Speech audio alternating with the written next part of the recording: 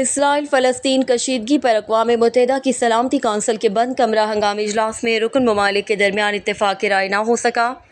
سلامتی کونسل کا اجلاس بے نتیجہ رہا اور باضابطہ قرارداد پیش نہ ہو سکی۔ امریکہ اور اسرائیل کے مطالبے کے باوجود کئی اراکین نے حماس کے حملوں کی مذمت نہیں کی، جبکہ امریکہ کا بیشتر ممالک کی جانب سے حماس حملوں کی مذمت کا دعویٰ کیا گیا ہے۔ امریکہ نے سلامتی کونسل اجلاس میں اتفاق رائے نہ ہونے پر افسوس کا اظہار کیا ہے۔ خبر ایجنسی کے مطابق روس نے سلامتی کونسل کے دیگر رکن ممالک سے اتفاق نہیں کیا۔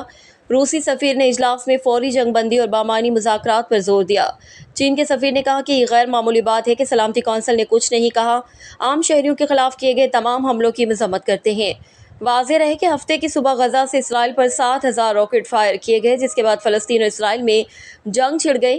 فلسطینی مزاحمتی تحریک حماس کے اسرائیل پر زمین، سمندر اور فضا سے کیے گئے حملوں میں ایک افسر سمیت 700 سے زائد اسرائیلی ہلاک، جبکہ 2200 سے زائد زخمی اور 100 سے زائد یرغمال بنا لیے گئے ہیں۔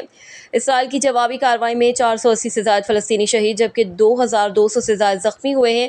اقوام متحدہ کی سلامتی کونسل کا اجلاس بلانے کی درخواست یورپی اتحاد کے رکن ملک مالٹا نے دی تھی۔ جناح ہاؤس حملے کے مقدمے میں گرفتار ملزمان کا جیل ٹرائل کرنے کا فیصلہ کر لیا گیا۔ پنجاب حکومت نے ملزمان کا جیل ٹرائل کرنے کا نوٹیفیکیشن جاری کر دیا۔ ملزمان کا ٹرائل سینٹرل جیل لاہور میں ہوگا۔ واضح رہے کہ پراسیکیوشن نے ملزمان کے خلاف چالان مکمل کر کے عدالت میں جمع کرا رکھے ہیں۔ اسی حوالے سے جناح ہاؤس حملہ کیس کے اسپیشل پراسیکیوٹر فرحاد علی شاہ نے میڈیا سے گفتگو کرتے ہوئے کہا کہ جناح ہاؤس حملہ کیس میں گرفتار تمام ملزمان کا ٹرائل جیل میں ہوگا۔ انسداد دہشت گردی کی خصوصی عدالت کے جج ارشد جاوید جیل میں جا کر ملزمان کا ٹرائل کریں گے۔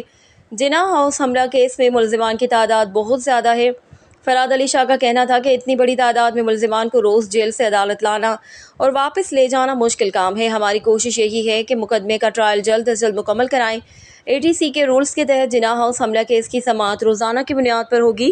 ان کا مزید کہنا تھا کہ چیئرمین PTI کی جناح ہاؤس حملہ کیس میں ضمانت عدم پیروی پر خارج ہوئی۔ اگر چیئرمین PTI اڈیالہ جیل میں ہوئے تو انہیں بذریعہ ویڈیو لنک جیل ٹرائل میں شامل کیا جائے گا۔ سعودی وزیر خارجہ شہزادہ فیصل بن فرحان نے حماس کی جانب سے اسرائیل پر اچانک حملے کے بعد تشدد میں اضافے کے خاتمے پر زور دیا ہے۔ عرب میڈیا کے مطابق جاری بیان میں کہا گیا ہے کہ سعودی عرب تمام فریقین پر زور دیتا ہے کہ وہ بین الاقوامی قانون کا احترام کریں۔